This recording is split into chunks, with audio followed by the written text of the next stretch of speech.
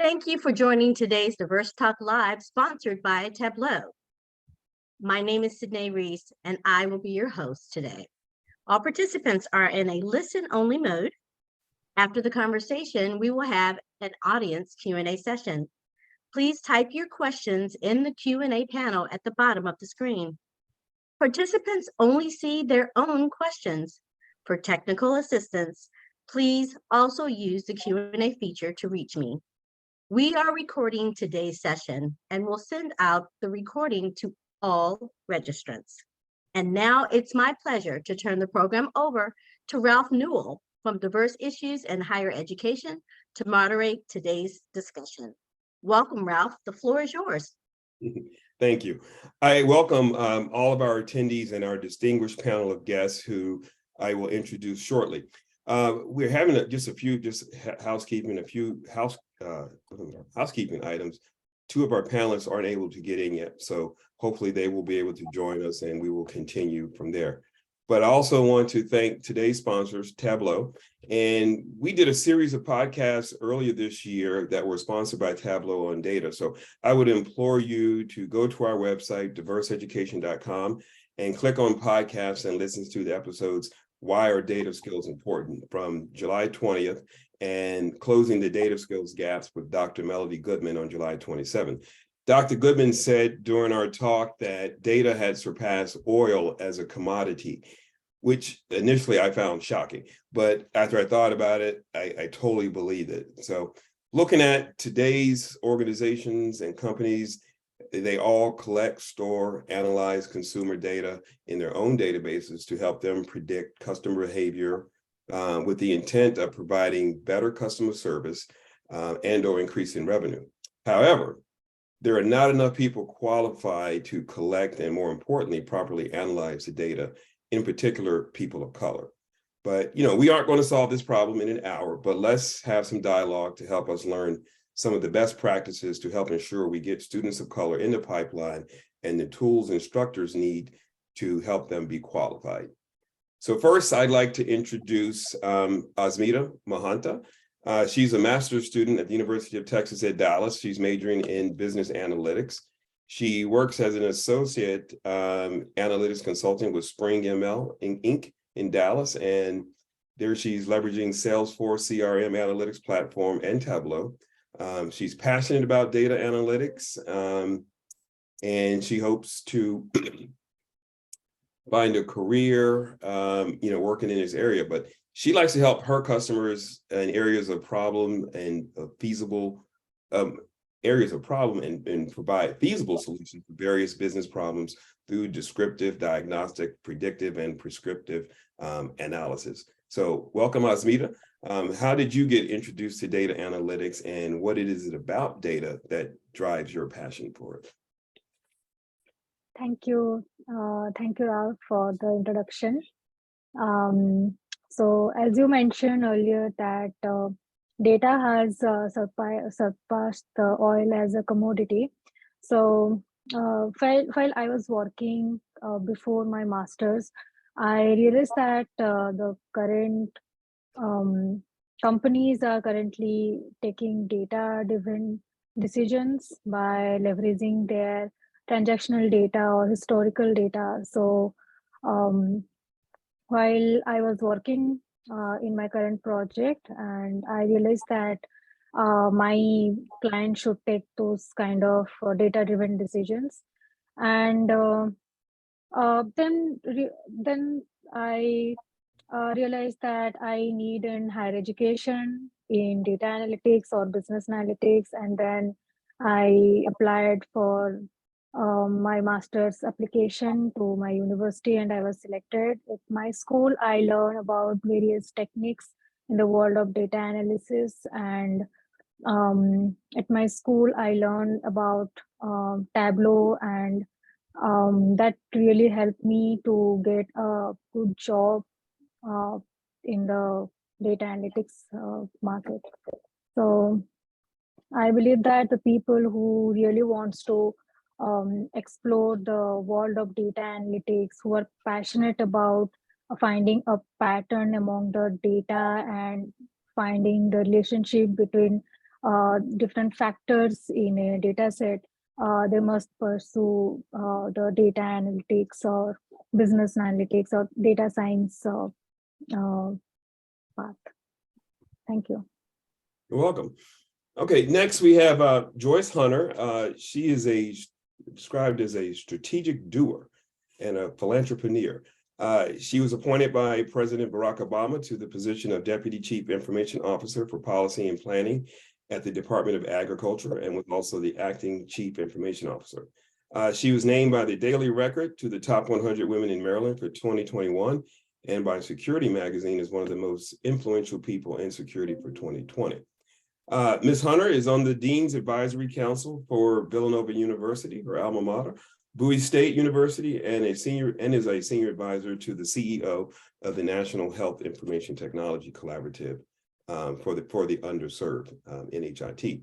And besides all of that, I don't even know how you find the time, Ms. Hunter. You are founder and president of the Open Data STEAM. I think most people are familiar with hearing STEM, but for those who don't know STEAM, that's science, technology, engineering, agriculture, and math and sciences. And technology. Anyway, so with that, you put together summer camps for the underserved and underrepresented youth. So my question initially to you is why did you start this program and what do you hope you guys will achieve? Well, in 2013, President Barack, and I apologize for my camera not working. It was working about half an hour ago, and gremlins, you always expect the unexpected when it comes to technology. One of my favorite sayings is, technology is wonderful when it works. This time, my camera is failing me, but that's okay. You can still hear me very well. Yes. I started the Science, Technology, Engineering, Agriculture, and Math Camp in 2014. President Obama put out an executive order for open data, requiring that all the federal government agencies put their data sets in, all their public data sets, in a tool called data.gov. And that was so that people could have ready access to all the data that was available in the federal government, and they could take that data, mash it up with other agencies' data, or else privately held data to do more projects, to find new cures, to start new businesses. And so when I went to several of the meetings, they were talking about the fact that there was a deficit of people who were in data science. And I said, well, what about, people in the inner city? And they kind of looked at me quizzically and said, data science for urban youth? Well, maybe, maybe not. So I said, well, I am going to do something about that. So I went to my CIO, who was Cheryl Cook, who is currently, when she retired from the federal government, but she is now the Chief Innovation Officer for the state, for the Commonwealth of Pennsylvania. And she said, absolutely, go forth and prosper, but you have no budget. So I went out and created, I found out that actually New York University, the Parsons School of Design, had this program, and they were talking about design thinking. So I was wondering about what is this design thinking thing, and found IDEO out at Stanford University and took a class on design thinking. Contacted New York University again, and they loved the idea. They thought that bringing this to urban youth was the best thing that they had heard since sliced bread. So we decided in 2013 to work for that entire year. And in July 2014, we offered our first class, actually classes. We had a group of 11 to 13-year-olds and then 14 to 17-year-olds. We desperately tried to keep the 11 to 13-year-olds engaged for 2 years. We tried that experiment for 2 years. And then after 2 years, we all got together and said, 11 to 13-year-olds still want to play. They want to have a lot, they don't want to sit there in a classroom situation and really put forth an effort to learn. However, out of that class of 2014, we have several stars in that class. One is Nia Riggins. She left that class. People in her high school were calling her the bug lady because she liked bugs, but she did not have a name for it. So I introduced her to Dr. Shavonda Jacobs-Young, who is now the chief scientist at USDA. And she was amazed. She had never met a Black female scientist before.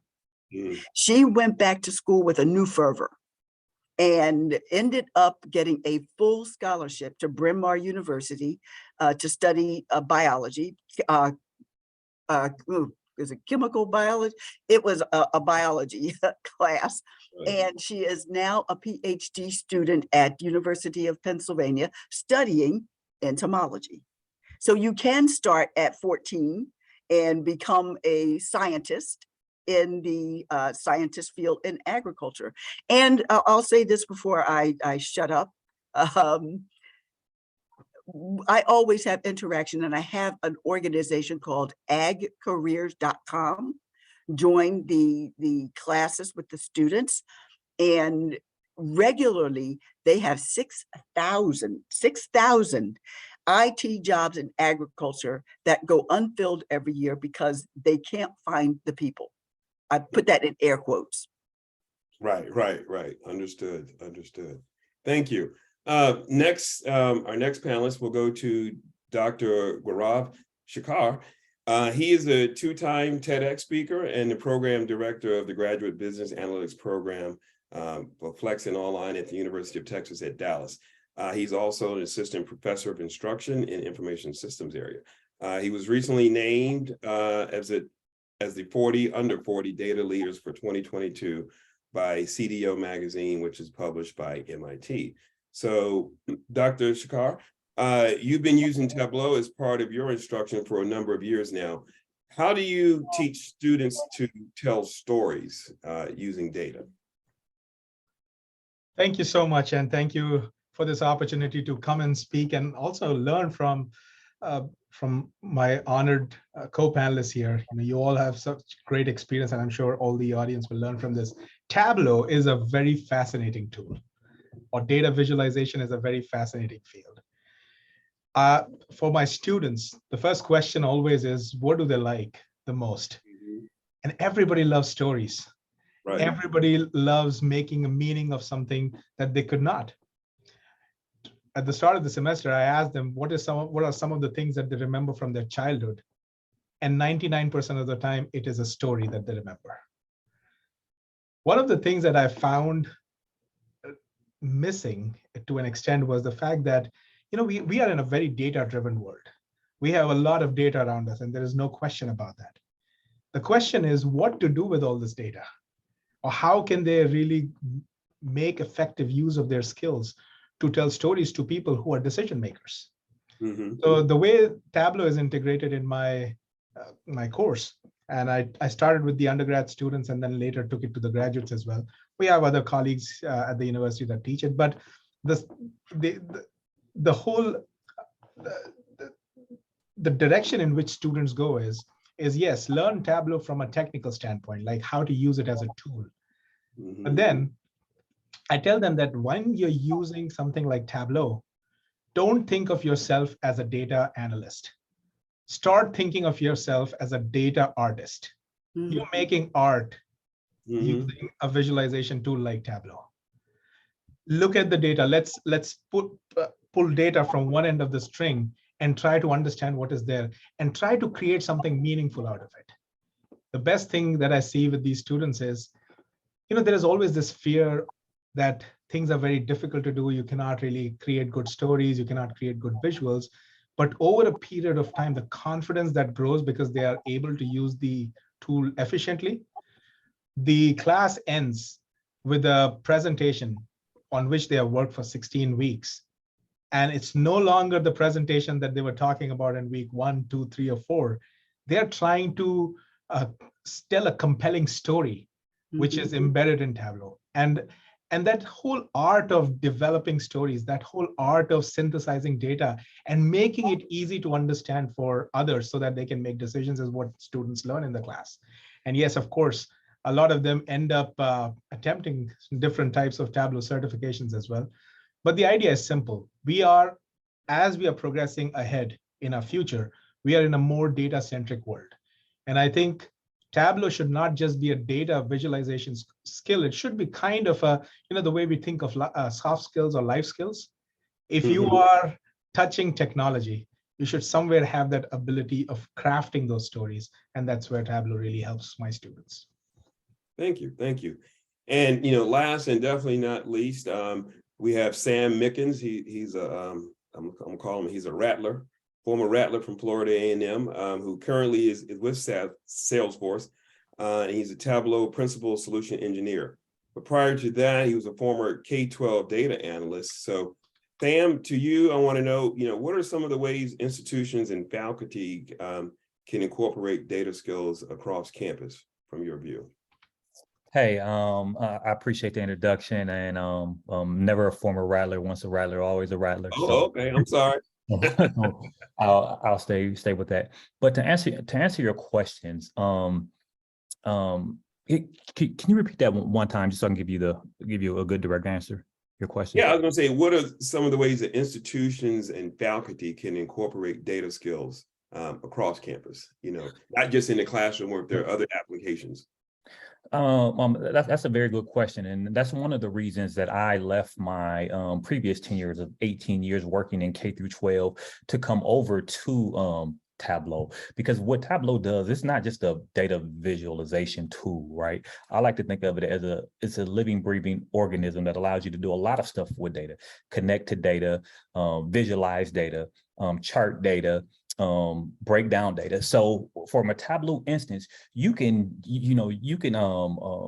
if you're an organization, just say if you're a K through 12 school district or a university, you could use Tableau to chart out, what parking lots are people parking in? I'm just throwing an example, right? And once you figure that out, you can also break down that data and say, why are we repaving a parking lot even more? All right. Why is there a lot of trash, over in this parking lot? All right. We kind of like my previous colleague alluded to, you have to use data in order to kind of tell your story. And Tableau helps you do that in a bunch of different shapes and formats by uncovering gems that you had in data that you didn't know that you had. So far as, for organization, you may attend to, hey, I want to incorporate Tableau in my HR department.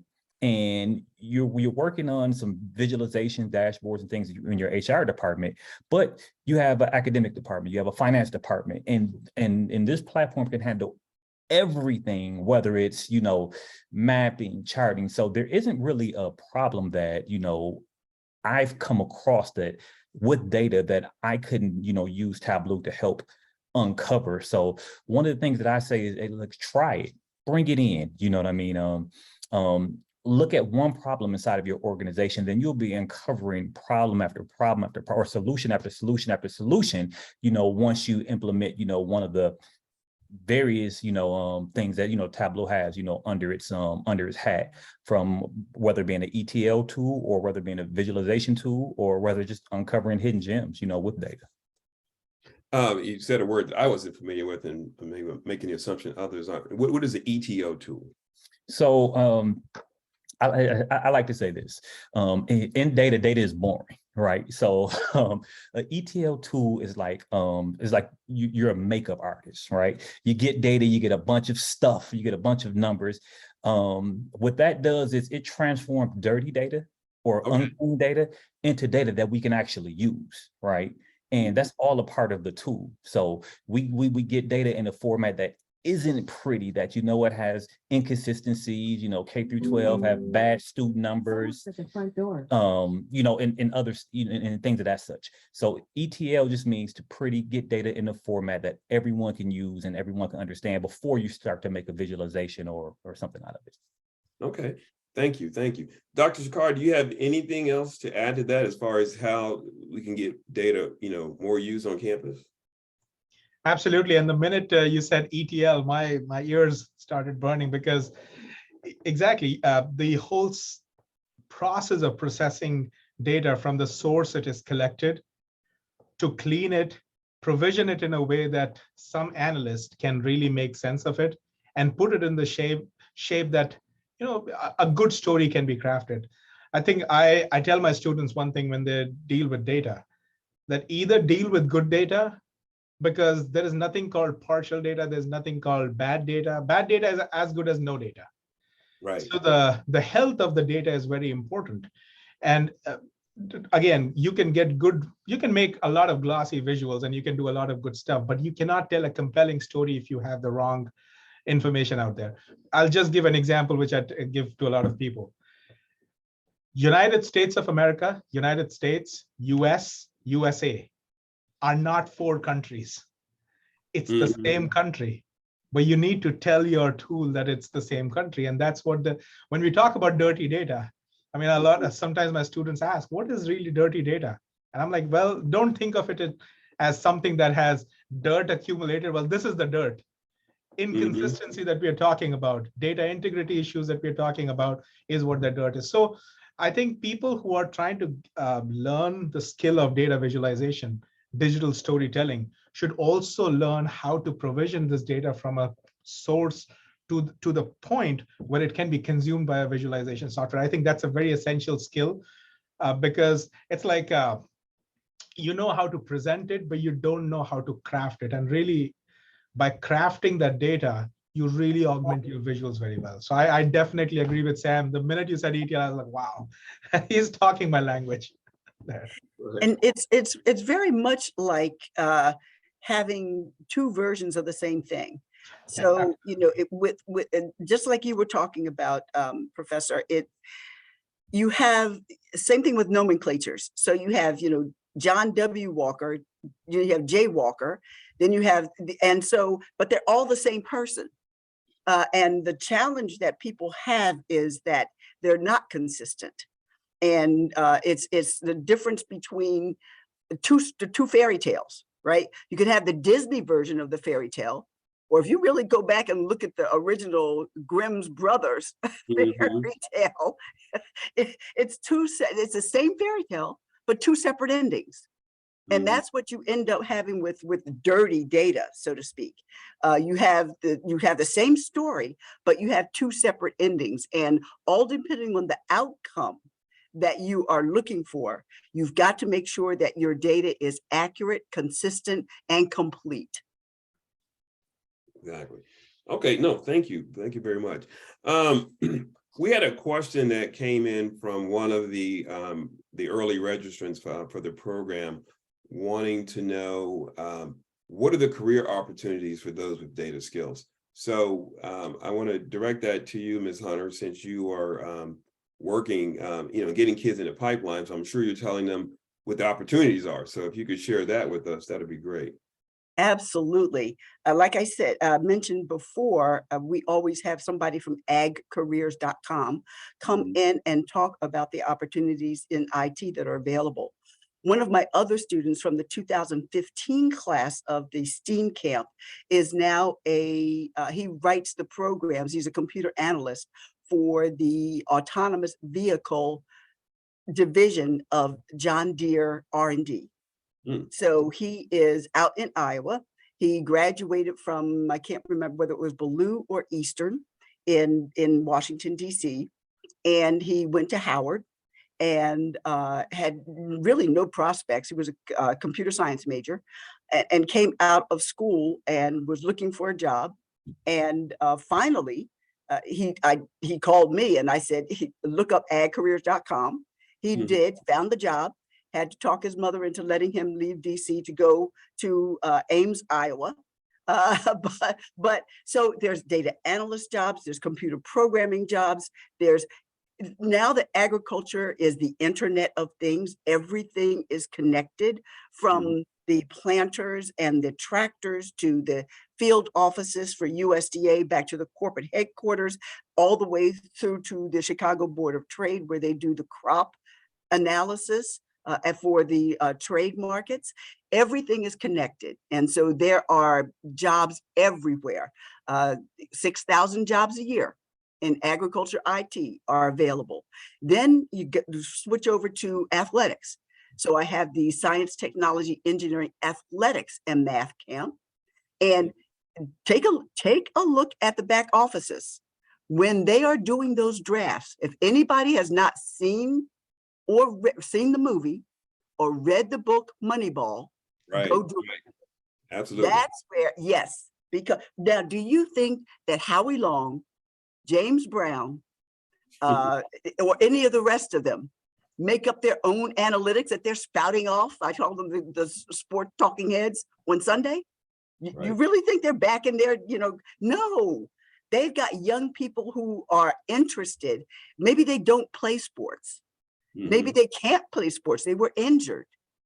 There are other opportunities. You could be an analyst. You could be a technician. You could be anything that you want to be in the sports world, sports marketing.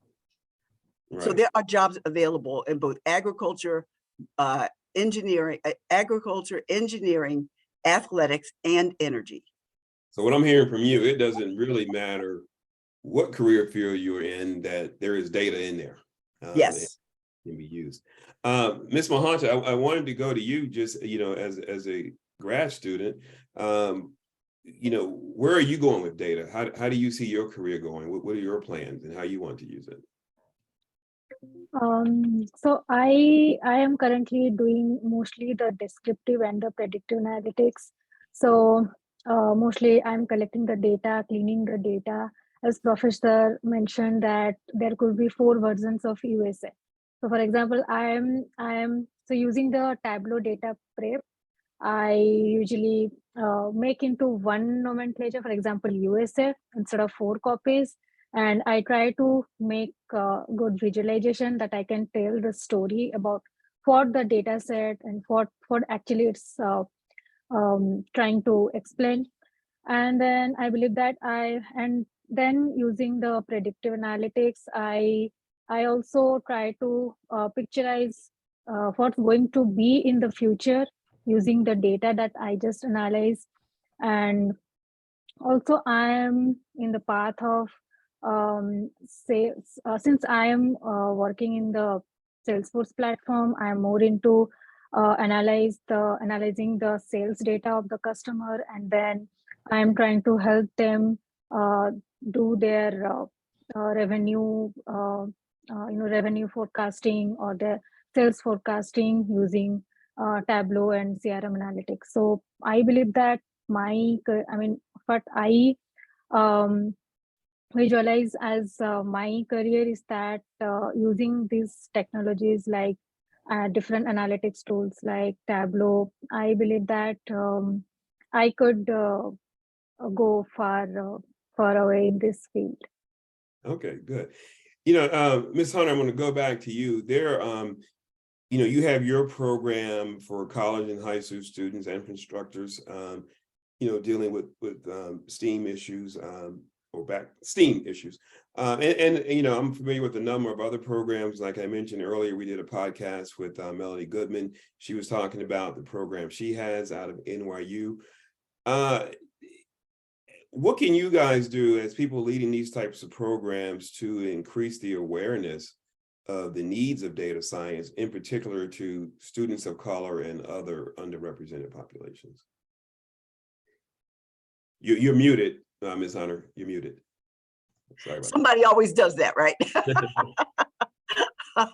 Yeah, we try to get around to as many colleges and universities and high schools specifically to talk about our program. And we have an open house every year. We have one for agriculture, and then we have a different one for athletics. And this year we're going to actually introduce energy. So it's going to be STEEM, the E for energy. So we're going to have 3 camps going on. And so we work through HBCUs. So UDC is our agriculture school, and Bowie State is our athletic school. And I'm working on either Morgan or Bowie State being the school that we're going to house our energy camp as well. So we get out through the high schools, we get out through the colleges. I hire the college students to be the facilitators for these camps because they're a lot younger than I am and they relate a lot better and they pick up the concepts very quickly. Now, our camps are only two weeks long, day camps only, usually 9 to 3 or 10 to 3. And they are able to pick up Tableau much quicker than I did. Okay. Within 2 weeks, so we introduced them to Esri, Tableau, Excel, Adobe, Canva, and Jamboard, Google Jamboard. Okay. And that's the first week. So we do a whole technology stack the first week. At the end of that week, they pick their topics. We give them a whole list of topics. They divide themselves into groups of 5. So it's design thinking, project led. And the next second week, they work on their projects. And we have the software representatives, our partners, actually come in and work with the students. So we have Tableau come in and work with the students on their project specifically, and then come back and evaluate the information that they've gathered or the data that they've put into their database. And then they present it on Friday. So they have a capstone. At the end of the 2 weeks, they stand up in front of family, friends, and our vendor partners and do their presentations and give the sightings to the tools that they actually used. And everybody is amazed, and they go back and talk about it. So it's word of mouth. So between our activity with the schools and our activity with the universities and with the vendor partners, the word gets out. And so typically we have to turn people away for our camp. COVID, we didn't miss a beat with COVID. We did it virtually. People said it couldn't be done, but we did it. We had a bunch of 14 to 17-year-olds, and they did their presentation virtually. So I would be happy to supply the link for that. It was a great opportunity for the young people to learn. Yeah. Mr. Mickens, you know, that's great. Thank you, Ms. Hunter, for the work that you guys are doing. How, for those in the audience who are at, you know, other MSIs or PWIs who want to get their students involved, how does that work with reaching out to Tableau? Well, there's a multitude of ways in order to reach out to Tableau. Please share my contact. You can email me directly. We have Tableau for Teaching. We have a big volunteer program. But the thing is, how to reach out is kind of like what we're doing right now. You know, we don't know what we don't know.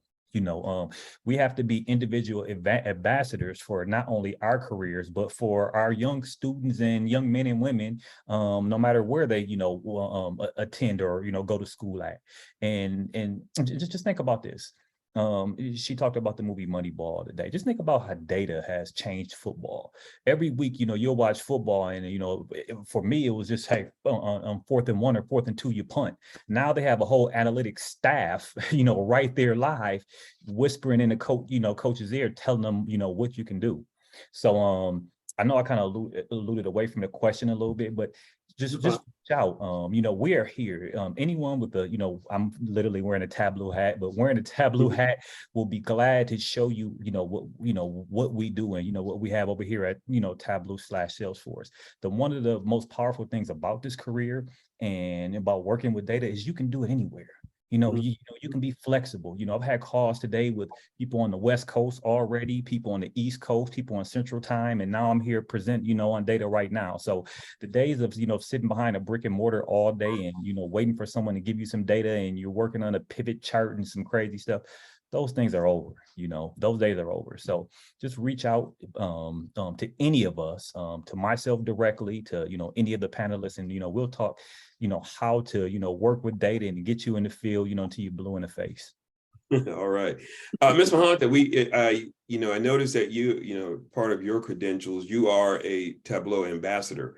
So for those who maybe want to get some of their students into that role, can you tell us about that? Yeah, sure. So I applied for this program in the last week of July. So that is the timeline they accept the application. Since I was involved in various extracurricular activities at my school, such as mentoring students for certain competition or organizing certain events at school. And previously I was a Microsoft ambassador at my school. So so actually my manager where currently I'm working, he's a Tableau CRM analytics ambassador, and he actually encouraged me to apply for this. And I nominated myself and submitted the application, and fortunately I got the opportunity.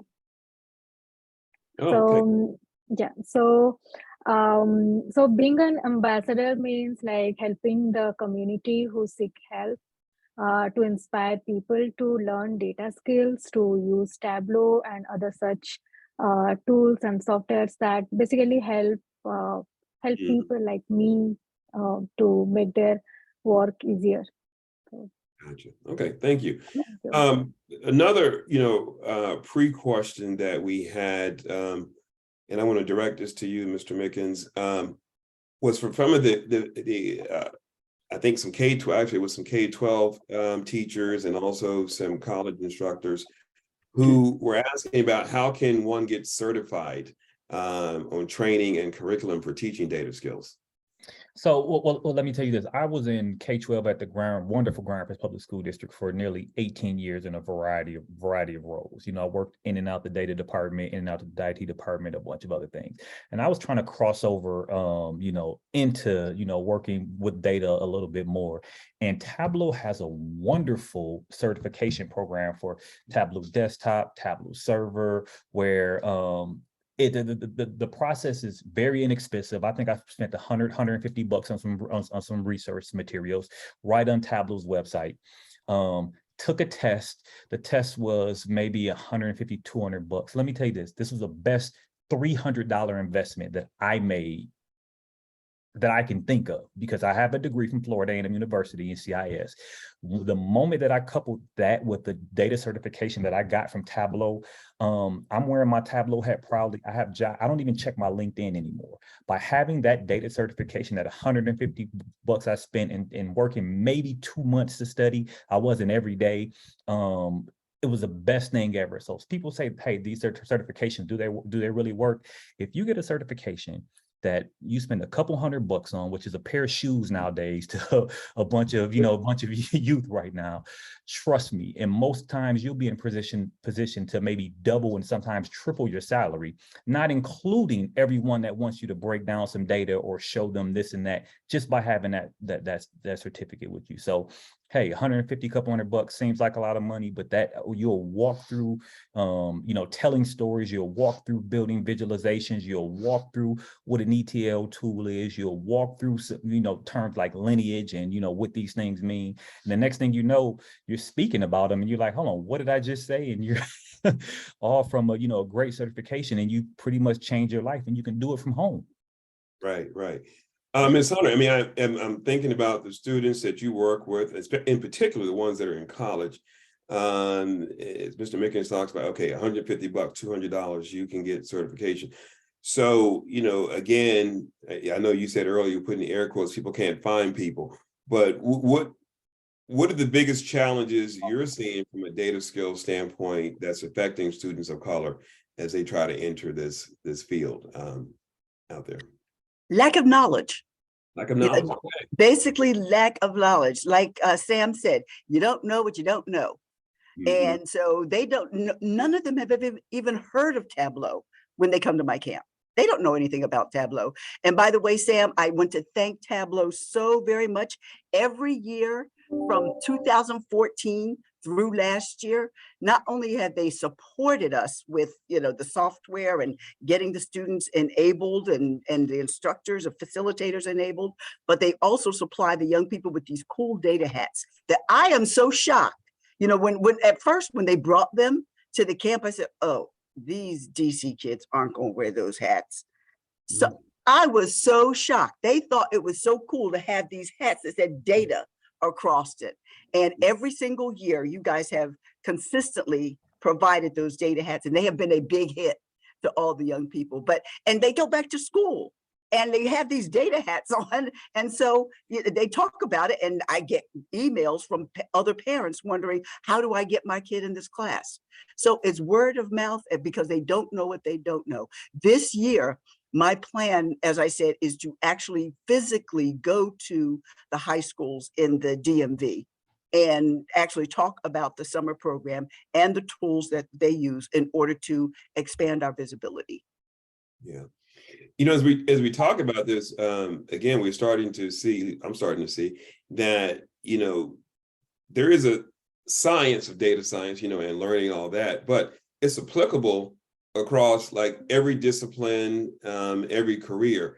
So Dr. Shekar, how do you, as a faculty person, how do you help, or can you help, or what steps would you take to teach other faculty members, in other departments to how they could use data in their classroom? What would you say to that? That's actually a very good question, because that is something that I go through a lot of times. And one of the good things is, faculty members are open to new ideas, and data is an exciting place. People want to make sure that whether it is a very information system centric program or courses, or even if you're talking about social science, we are focusing a lot on data.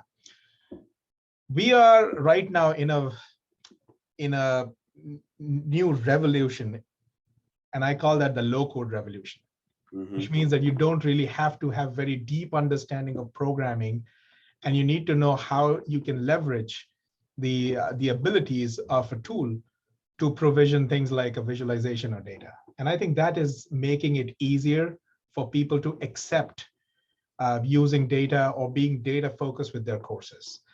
Or one of the things that I feel, and I'll go back to what Joyce and Sam said, the course materials or the materials at hand that are already pre-curated sometimes gives a faculty member a lot of confidence that yes, they don't have to invent the wheel from scratch. They have a lot of things through that they can use for the starting point.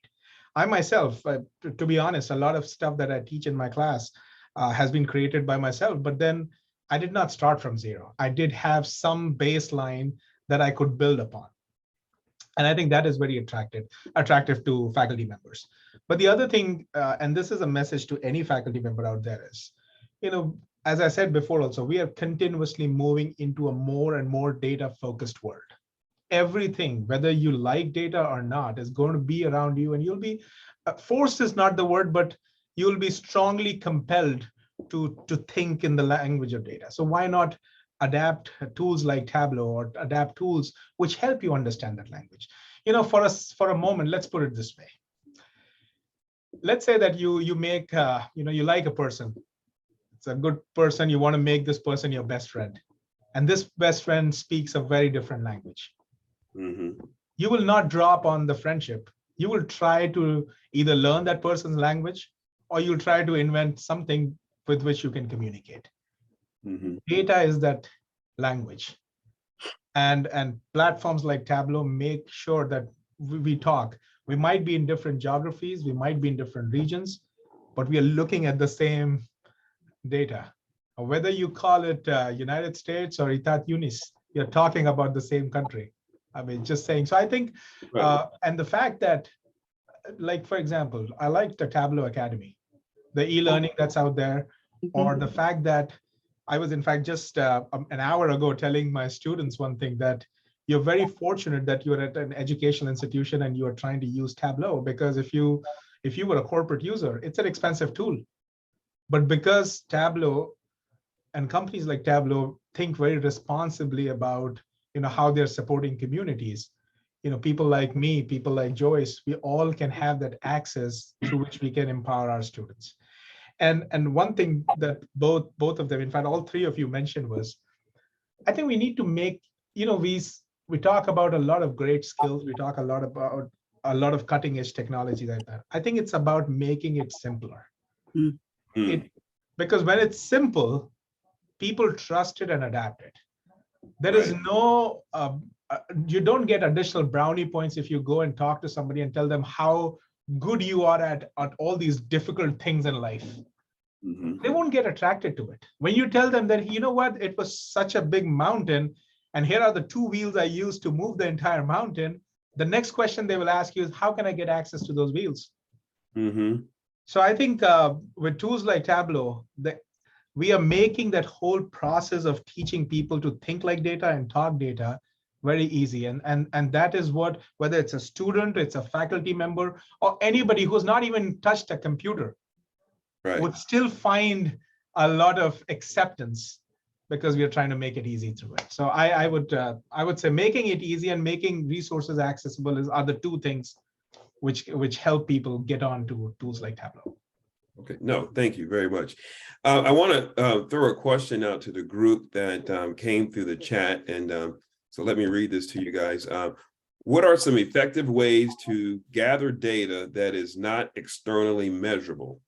For example, our staff wants to be more effective reaching specific demographics of students, but we're having trouble learning what barriers might be preventing students from engaging with the Career Center. Can I go with that? Because Oh, yeah, I read absolutely. that question and I was like, wow, this is something we do every day. It's a very valid question. A lot of times you don't have access to the data that we need. Mhm. Like, for example, one of the important elements of my job is, so I run the business analytics program at UT Dallas, and our program is the largest analytics program in the country. We've got Wow. about 1,700 graduate students, and we have another 200-300 new undergraduate students in business analytics. So it's a big department. But we still have challenges in terms of reaching out to different communities of people, different possible types of people. So some of the things that have worked very well is, of course, surveys work out well. Have something that students or prospects can quickly fill. The other thing is your current students are a good sounding board to ask that what got them to your institution. That's Mhm. another thing. Now with surveys, there is a little science behind it. Surveys is not just a collection of questions. It has to be designed in a way that, you know, people don't just drop in the middle of a survey. Don't ask too many questions. Ask yourself, what is that important data point that you need to know? If you spend, and a lot of times this happens, you know, you spend 5 minutes asking 15 questions just about who you are, where did you grow up, where did you go to school, and when did you realize all this? Is that question helping you make a decision? If it doesn't, don't. So try to create those surveys.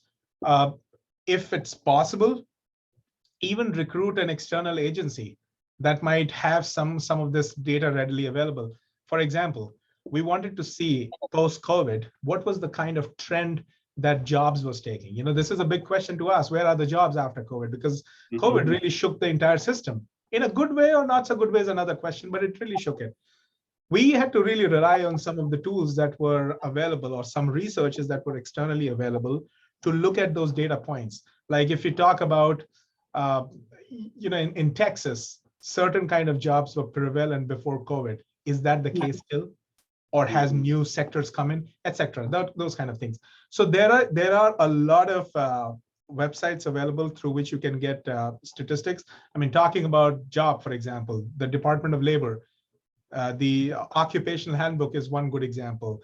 You know, Joyce, I don't know if you know about data.gov, but Yes. that also gives a lot of great, a lot of great insights into things that people need.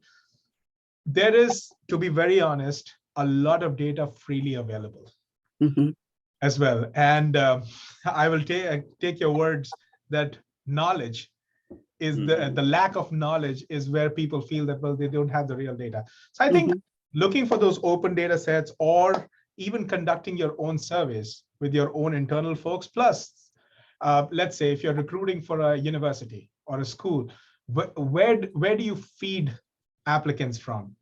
Like we recently reached out to a few high schools. We wanted to do something in our programs and we thought, you know who the students are? They're the ones who are coming from high schools. Why don't we just go and talk to them directly or what we want to do at the end of the day? So again, one size doesn't fit all. What works for us may not work for another organization, but don't think that you are in some vacuum that you cannot reach out to people to gather that data. Look at where you've got your data traditionally from.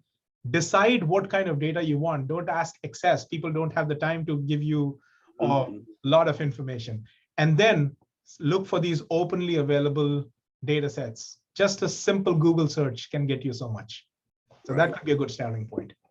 Okay. Anybody else on that?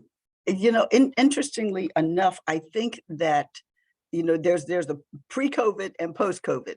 Right. And I think a lot of particularly retail organizations and or restaurants, they actually had to look at the data to figure out, okay, so are we going to open back up as a full service restaurant or are we going to just continue carry out? Amazingly, a lot of these restaurants decided to just continue with carry out because their business was booming.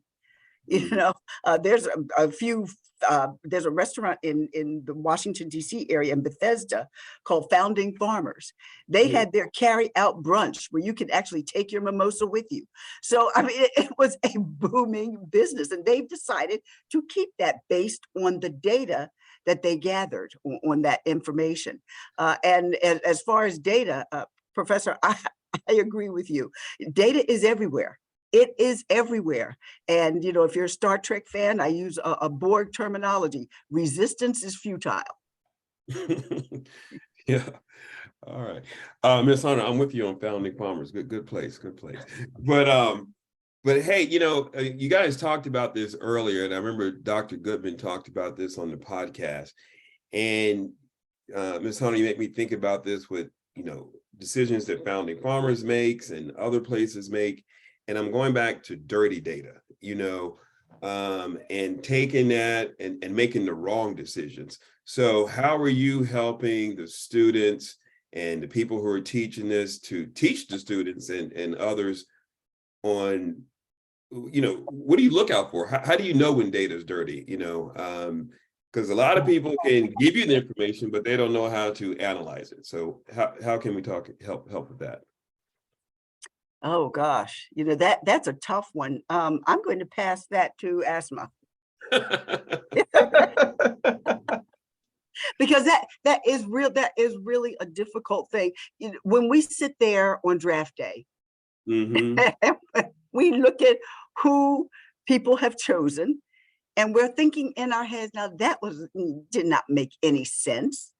And so those of us who are in data, we kind of go back and look and say, okay, that made sense. They, as their first round draft pick, they took a linebacker instead of a quarterback, because they know, based on the data that they've gathered, where the holes are. For years, I have been saying that the Eagles needed to bring on some tight ends. Finally, they did, and they won the championship. So, you know, you've got to be able to look at the whole picture, not just part. And I think that's where people go wrong. And Asma, you can validate this. Some people get so myopic and just look at a part of the data and they ignore the rest of it. And that's where you get the dirty data in, because you're not taking in all of the data. Right. Okay. Almeda, she put you on the spot. So you have anything to add to that? So I believe that, yeah, as Joyce mentioned, that some people only look at a certain subset of data, but the true data analysts are the visionary. They look at the every possible values. For me myself, I want to I actually evaluate when I see a raw data set, that what kind of story I want to bring from this data set. And based on my decision and my story, whatever is in my mind, I try to clean the data using this kind of tools like Tableau, Data Prep. So yeah, but yeah, cleaning the data, that's the most difficult and most important part. Once that is done, I think the 70% of the storytelling part is done. All right, thank you. Hey guys, I mean, like I said at the top of the show, we're not going to solve this in an hour, and we're already at an hour. So I just quickly, you know, I wanted to go to each of you to get some closing words on, you know, where do you think we're going to be with data in the next few years and what's on the horizon? So I'll start with you, Mr. Mickens, and we'll go from there. Hey, thanks for having me, and a great question in order to close out this. Where are we going to be in a few years? We're going to be behind if we don't pick up the tools. I like to say, you know, you have to view the world in parts. Don't try to tackle the whole entire world at one, you know, in one shot, but you need to pick up basic data skills. My father used to tell me, because I said so, right? And that was a law in my house. And because I said so just doesn't work anymore, because hey, that's what his lens and what he was used to saying or used to doing. So try to view the world in parts. Not just whether you're being an analyst, whether you want to be an engineer, whether you want to be someone who cleans data, whether you just want to be someone who's a good storyteller. There's a role for absolute everyone. If you think about whatever you like to do, there's now data-driven decisions behind it. And if you come over to Tableau, we have a million different worlds and a million different resources that'll help you be able to tell a story, help you be able to clean data, help you be able to make better informed decisions as opposed to because I said so. And I'll leave it with that. I think we grew up in the same house, man. Yeah. All right, Ms. Hunter. Start with the end in mind. What outcome do you want to have? That way that will guide you to what data sets you need to include in this. And so that will be the best way to actually do this. Start with the end in mind. Right. Okay. Professor Shekar? I think skilling is the answer to this, whether it's data or anything else. And data is the speed at which anything is growing. I would say data is the fastest of them. Don't develop a tendency where you say no to it.